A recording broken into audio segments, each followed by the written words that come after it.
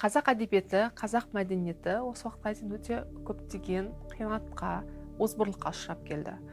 Ең сорақысы 1917 жылы қазан төңкерісінен кейін ғана қазақ әдебиеті бастау алды деген бізге қазақтарға идеологияны қалыптастырғысы келді. Бірақ біз тәуелсіздік алғаннан кейін де бұл идеологиядан шыға алмағанымыз кішкене өкінішті. Біздің қазақ әдебиеті негізі сонау сақын тайпаларынан бастау алады. Осы жағдайға байланысты да бізде көптеген ғылыми зерттеулер жүргізіліп жатыр. Бізге әдеби терапия не үшін керек?